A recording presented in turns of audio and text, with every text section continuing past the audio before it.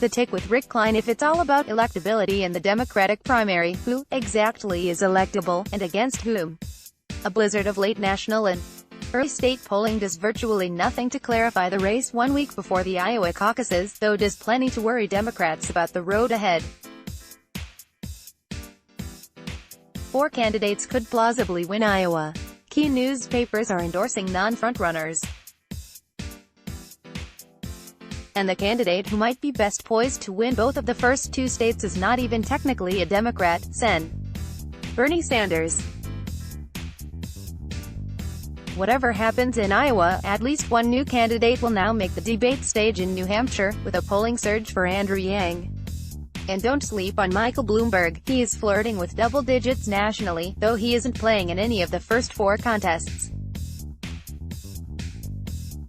Signs for a number of different candidates are staked in the lawn outside of a home in Des Moines, Iowa, Jan. 25, 2020. Signs for a number of different candidates are staked in the lawn outside of a home in Des Moines, Iowa, Jan. 25, 2020. Stephen Maturin, AFP, Getty Images. New ABC News, Washington Post. Polling out Monday morning underscores the stakes. Despite, or maybe, in part, because of, impeachment, President Donald Trump holds his own in head-to-head matchups nationally against the top Democratic contenders. Tested against the top 6 Democrats in national polls, Trump ranges from 46 to 48% support among registered voters. The Democrats clock in at between 45, Pete Buttigieg, and 50, Joe Biden. Unlike in the last round of ABC Post polling, in late October, none of them lead Trump outside the margin of error. The strength of the economy appears to be keeping Trump competitive and then some. Plus, at a time that the Democratic race would normally be dominating the news, 93% of Trump supporters say they're enthusiastic about supporting the president for re-election, compared to 81% of those supporting Democrats. Many Democratic voters have been hoping their choices would win out before having to make up their minds. That, it would appear, will not happen until after voting starts, and perhaps well after. The Rundown with Mary Alice Parks. Despite Republicans' efforts to limit new evidence into Trump's impeachment trial, facts around the case just changed. According to the New York Times, Trump's former national security advisor John Bolton plans to tell the world in his new book that Trump did in fact want military aid to Ukraine frozen until officials in the country investigated Democrats, including the Biden family. If true, the argument from a first-hand witness would undercut a key pillar of the president's defense. Saturday, during the defense team's opening statements in Trump's impeachment trial, White House Deputy Counsel Mike Pompeo told senators, the Democrats' entire quid pro quo theory is based on nothing more than the initial speculation of one person, Ambassador Gordon Sondland. That speculation is wrong. President Donald J. Trump's defense team members Jay Sekulow, left, Jordan Sekulow, back left, and White House counsel Pat Cipollone, center arrived for the Senate impeachment trial at the U.S. Capitol, in Washington on January 2020. President Donald J. Trump's defense team members Jay Sekulow, left, Jordan Sekulow, back left, and White House counsel Pat Cipollone, center arrived for the Senate impeachment trial at the U.S. Capitol, in Washington on Jan. 2020, Michael Reynolds, EPAFA, Rec. Senate Minority Leader Chuck Schumer fired back. There are people who have eyewitness accounts. Democrats have pleaded with Republicans to call those closest to the president to testify, insisting that the president's team is still trying to have it both ways, accusing the House of having a circumstantial case, but blocking witnesses who would have direct knowledge. Now that news of Bolton's experience is out in print and a part of the public discourse, the White House's insistence that he stay silent looks even more suspect. The question now, will Republicans stay indifferent to questioning Bolton, and, if they do, will that look like complacency to a cover-up? The Tip with Karen Smith. Democratic primary candidates took a brief moment to break away from what is a constantly crowded news cycle, to react to news of NBA legend Kobe Bryant's death. Yang, known for his basketball playing, took to Twitter, "This is the worst news. Kobe is an all-time great who had his entire life ahead of him. My heart goes out to his family, his fans and the millions of people whose lives he touched. Today Kobe is the greatest of all time. Biden, no stranger to loss, reacted to the news at an event in Des Moines, Iowa. "As I was getting off the bus to come in, I heard about Kobe Bryant. I didn't know him well.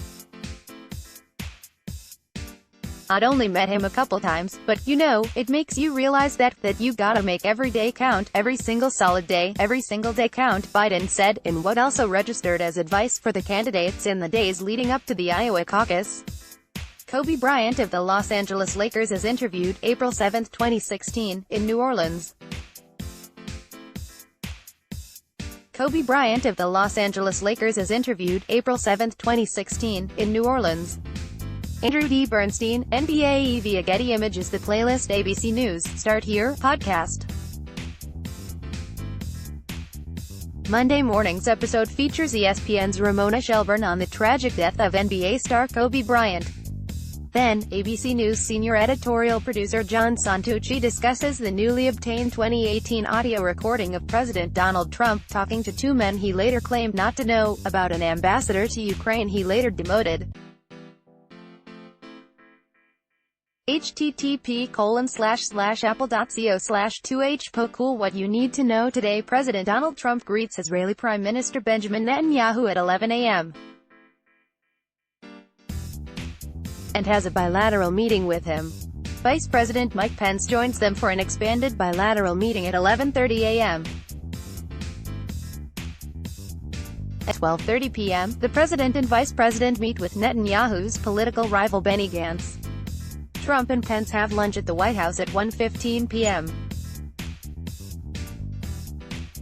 And at 3:30 p.m., the president and vice president participate in a swearing-in ceremony with the administrator of the Small Business Administration at 3:30 p.m. At 2:30 p.m., Pence delivers remarks at the White House Initiative on Asian Americans and Pacific Islanders Lunar New Year celebration. Former Vice President Joe Biden holds a community event in Cedar Falls, Iowa, at 11 a.m. CST, a community event in Marion, Iowa, at 3 p.m. and a community event in Iowa City, Iowa, at 6:30 p.m. Andrew Yang holds a town hall in Orange City, Iowa, at 10 a.m. CST, a town hall in Le Mars, Iowa, at 11 a.m., a town hall in Sioux City, Iowa, at 12 p.m. and a town hall in Council Bluffs, Iowa, at 7 p.m. The Senate impeachment trial resumes at 1 p.m. Former New York City Mayor Mike Bloomberg has a coffee with local leaders in Portland, Maine at 3:20 p.m. He will then open a campaign office in Scarborough, Maine at 4:15 p.m. He will then have an organizing event in Burlington, Vermont at 12:45 p.m. Former Rep. John Delaney, DMD, holds a bus tour with a campaign event in Cedar Falls, Iowa, at noon, CST, an event in Tripola, Iowa, at 4 p.m. and a team dinner in Waterloo, Iowa, at 7 p.m. Former South Bend, Indiana, Mayor Pete Buttigieg holds a town hall at 1:15 p.m. CST, in Boone, Iowa, a town hall in Iowa Falls, Iowa, at 3:30 p.m., a town hall in Vinton, Iowa, at 5:30 p.m. and a town hall in North Liberty, Iowa, at 8 p.m. Rep. Tulsi Gabbard, D. Hawaii, holds a town hall in Meredith, New Hampshire, at 6 p.m. Tom Steyer holds a town hall at 6 p.m. CST in Ames, Iowa. Download the ABC News app and select the Note as an item of interest to receive the day's sharpest political analysis. The Note is a daily ABC News feature that highlights the day's top stories in politics. Please check back tomorrow for the latest. Let's block ads.